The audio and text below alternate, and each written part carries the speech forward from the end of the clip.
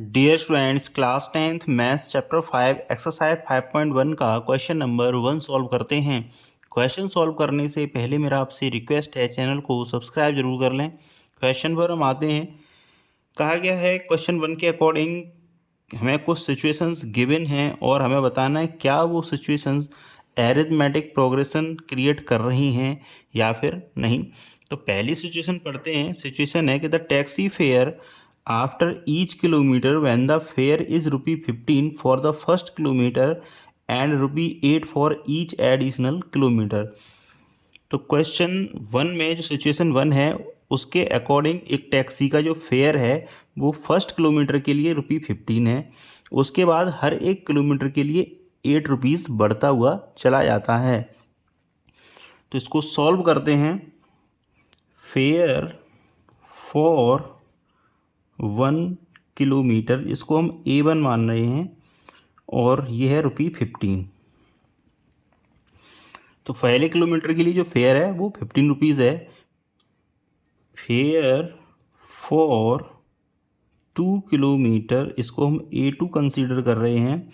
अब क्या ₹8 बढ़ जाता है, तो अभी 15 था, अब हो जाएगा 15 + 8 मीन्स 15 + 8 ये हो जाएगा ₹23।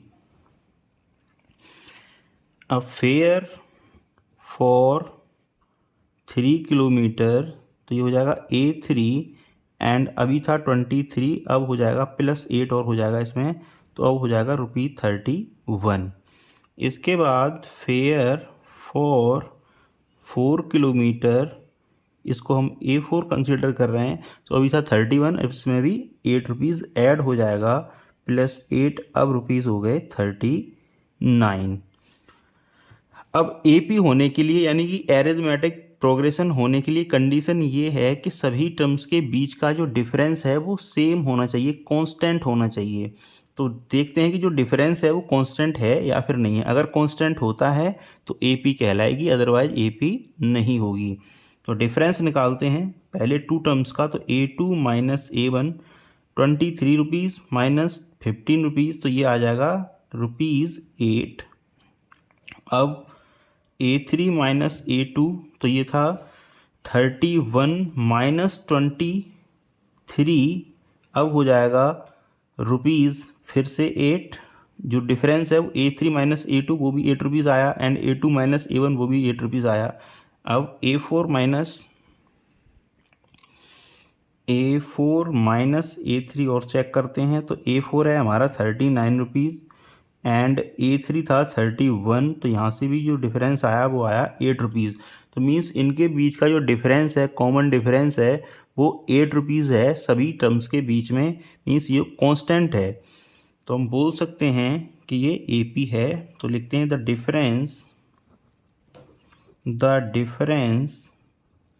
Between the successive terms are same, hence it is an AP। तो पहली सिचुएशन तो AP क्रिएट कर रही है। अब सेकंड सिचुएशन पढ़ते हैं। तो सिचुएशन 2 है the amount of air present in a cylinder when a vacuum pump removes 1/4 of the air remaining in the cylinder at a time। तो मीन्स एक सिलेंडर है जिसमें कुछ एयर है, अब हम उसको वैक्यूम पंप की हेल्प से उस सिलेंडर से कुछ एयर रिमूव्स करते हैं। तो वैक्यूम पंप एक बार में 1/4 एयर रिमूव कर देता है। जैसे अभी कुछ अमाउंट है उसमें एयर का, तो उसका 1/4 एक बार में रिमूव कर देगा। अब जितना बचा उसका अगली बार में 1/4 रिमूव कर देगा। तो हमें बताना है कि सिचुएशन है वो AP बना रही है या फिर नहीं। तो सॉल्व करते हैं इसको। Let the amount of air in the cylinder, जिसको हम A1 कंसीडर कर रहे हैं, वो है X। अभी फ़िलहाल के लिए हमने मान लिया है कि जो हमारी सिलेंडर है उसमें x अमाउंट ऑफ एयर है जिसको हमने A1 कंसीडर कर लिया है। अब वैक्यूम पंप इससे 1/4 रिमूव कर देगा, तो लिखते हैं अमाउंट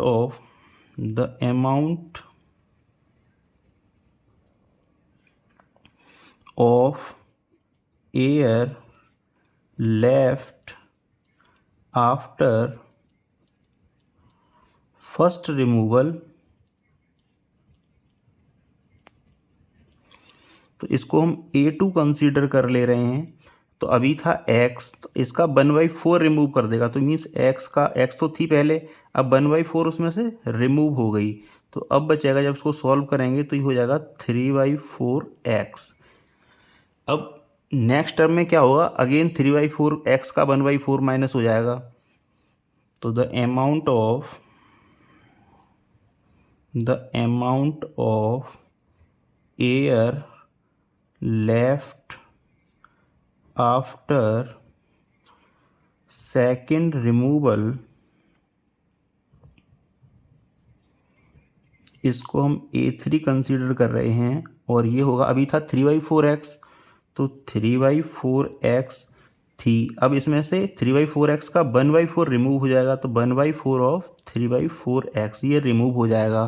तो जब इसको सॉल्व करेंगे तो ये आ जाएगा 9/16x।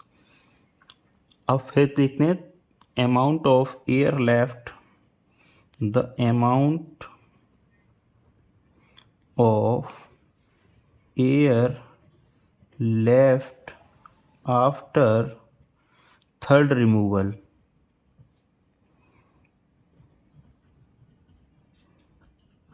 इसको हम A4 कंसीडर कर रहे हैं, और अभी थी 9/16x, तो 9/16x एयर का अमाउंट था सिलेंडर में। अब 9/16x का 1/4 रिमूव हो जाएगा। तो अब जब इसको सॉल्व करेंगे तो ये आ जाएगा 27/64x। अब हमने कंडीशंस बना ली हैं, पहले A1 x amount of air था, अब 3/4x सेकेंड टाइम में, फिर 9/16, फिर 27/64। अब चेक कर लेते हैं इनके टर्म्स में जो डिफरेंस है वो कांस्टेंट है या फिर नहीं। तो A2 माइनस A1, तो A2 था हमारा 3/4x, तो 3/4x माइनस x, A1 था x। जब इसको सॉल्व करेंगे हम तो ये आ जाएगा -1/4x। ऐसे ही अब चेक करते हैं A3 माइनस A2, तो हमारा जो A3 था वो था 9/16x एंड 3/4 जब इसको सॉल्व करेंगे तो ये आ जाएगा -3/16x। अब A4 माइनस A3 देखते हैं, तो A4 है हमारा 27/64x माइनस 9/16x, तो ये आ गया -9/64x। तो जब हम देख रहे हैं जो डिफरेंस है सभी टर्म्स के बीच में वो कांस्टेंट नहीं है। पहले है -1/4x, फिर हो जाता है -3/16x, फिर हो जाता है -9/64x। इट मीन्स जो डिफरेंस है वो सेम नहीं है। तो लिख देते हैं द डिफरेंस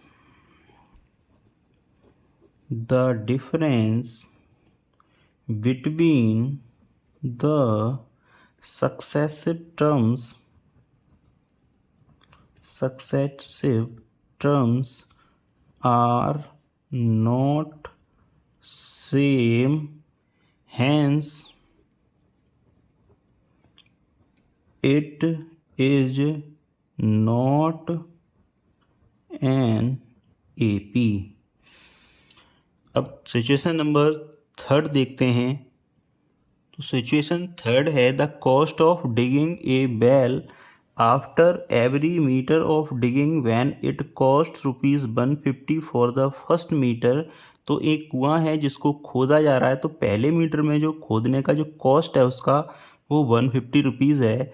फिर आगे कहा गया है and rises by ₹50 for each subsequent metre. इसके बाद हर एक मीटर पर ₹50 बढ़ते हुए चले जाते हैं। तो ये सिचुएशन है हमारी। अब इसको देखते हैं कि ए पी बन रहा है हमारा यहाँ पर या फिर नहीं।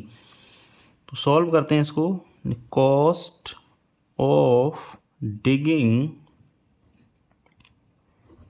1 मीटर डीप, ये था 150 रुपीज़। तो पहले मीटर की खुदाई जो थी वो है 150 रुपीज़। इसके बाद 50 रुपीज़ बढ़ते जाते हैं, तो फिर लिखते हैं cost of digging 2 metre deep equal हो जाएगा ये 150 प्लस 50, यानी अब हो जाएंगे ₹200। और ये हो जाएगा हमारे लिए, पहला ये था हमारे लिए A1 एंड ये है हमारे लिए A2। ऐसी cost of digging 3 metre deep, ये हो जाएगा A3 इक्वल हो जाएगा ये, अभी 200 था, 50 रुपीज़ फिर ऐड हो जाएंगे इसमें, तो अब हो जाएगा ₹250। इसके बाद cost of digging 4 metre deep, अब ये हो जाएगा A4 एंड अभी था ₹250, अब इसमें 50 रुपीज़ और ऐड हो जाएंगे, तो अब हो जाएगा ₹300। अब चेक करते हैं हम जो डिफरेंस है सभी टर्म्स के बीच में वो कांस्टेंट है या फिर नहीं है। तो A2 माइनस A1, तो A2 है हमारा 200 माइनस A1 है 150, तो जो डिफरेंस आया वो आया ₹50 का। इसके बाद A3 माइनस A2, तो A3 था हमारा 250 रुपीज़ एंड A2 है 200, तो अब जो डिफरेंस है वो फिर से ₹50 ही है। इसके बाद A4 माइनस A3 चेक करते हैं, तो A4 है 300 एंड A3 है 250, तो अब बचा ₹50। तो कॉमन डिफरेंस हम देख रहे हैं कि 50 रुपीज़ ही आ रहा है।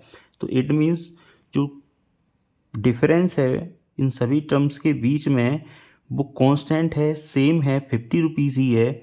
तो ये AP यहाँ पर क्रिएट हो रहा है। तो लिख देते हैं the difference between the successive terms are same, hence it is an AP। तो इस क्वेश्चन की जो सिचुएशन 3 है वो AP क्रिएट हो रहा है यहाँ पर। अब सिचुएशन नंबर 4 पढ़ते हैं। तो सिचुएशन 4 में कहा गया है the amount of money in the account every year when ₹10,000 is deposited at compound interest at 8% per annum। एक अकाउंट है जिसमें 10,000 रुपीज़ डिपॉजिट किए जाते हैं और इंटरेस्ट रेट है हमारा 8% पर एनम। तो हमें चेक करना है कि यहाँ AP क्रिएट हो रहा है या फिर नहीं। तो जो हमारा प्रिंसिपल है वो है प्रिंसिपल, इसको हम A1 मान ले रहे हैं, वो है 10,000 रुपीज़, 10,000 रुपीज़ है। अब 8% का इंटरेस्ट रेट है पर एनम, तो कंपाउंड इंटरेस्ट से कितना हो जाएगा पहले साल के बाद वो चेक करते हैं। वो हो जाएगा हमारे लिए A2 अमाउंट आफ्टर 1 ईयर। तो इसको हम मानते हैं A2, तो ये हो जाएगा principal means 10,000 multiply by 1 plus R means यहाँ पर 8% है, तो 8/100 की पावर n होता है, n मीन्स ईयर, तो ईयर 1 है तो वहाँ पे 1 हो जाएगा। तो जब इसको सॉल्व करेंगे तो ये आ जाएगा 10,800 रुपीज़। तो पहले साल के बाद में 10,800 रुपीज़ अकाउंट में हो जाते हैं। अब देखते हैं सेकंड ईयर के बाद कितने पैसे हो जाएंगे अकाउंट में। तो देखते हैं उसको, अमाउंट आफ्टर 2 ईयर, इसको हम कंसीडर करेंगे A3 एंड अभी था 10,800 रुपीज़। अब इसको मल्टीप्लाई कर देंगे 1 + 8/100 एंड ईयर हो जाएंगे हमारे लिए अब 2, तो ये हो जाएगा 10,800 मल्टीप्लाई बाई 100 बन जाए 100 एंड 100 8/100 का पावर 2। जब इसको सॉल्व करेंगे हम तो ये हो जाएगा 12,597 रुपीज़। अब A4 देखते हैं, तो अमाउंट आफ्टर 3 ईयर्स, इसको हम कंसीडर कर रहे हैं A4, तो ये अभी कितने थे 12,597 एंड 1 + 8/100 टू द पावर 3 हो जाएगा। जब इसको सॉल्व करेंगे तो ये आ जाएगा 15,869 रुपीज़। अब हम चेक करते हैं जो डिफरेंस है इन सभी टर्म्स के बीच में वो कांस्टेंट है या फिर नहीं है। तो A2 माइनस A1, तो A2 माइनस A1, तो A2 है 10,800 माइनस A1 था 10,000 रुपीज़। जब हम इसको माइनस करेंगे तो जो डिफरेंस आएगा वो आएगा 800 रुपीज़। अब हम चेक करते हैं A3 माइनस A2, तो A3 माइनस A2, तो A3 था हमारे लिए 12,597 एंड A2 था 10,800।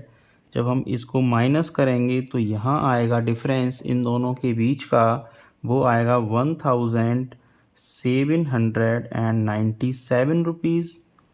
अब A4 माइनस A3 चेक करते हैं, तो A4 माइनस A3, तो A4 है हमारे लिए 15,869 एंड A3 है 12,597। जब इसको माइनस करेंगे तो ये आ जाएगा 3,272 रुपीज़। तो हम यहाँ देखते हैं कि जो डिफरेंस है सभी टर्म्स के बीच में वो कांस्टेंट नहीं है। तो लिखते हैं the difference between the successive terms are not same, hence it is not an AP. It is not an AP. तो क्वेश्चन 1 हमने सॉल्व कर दिया है। Thank you very much for watching. Again आपसे रिक्वेस्ट है चैनल को subscribe जरूर कर लें।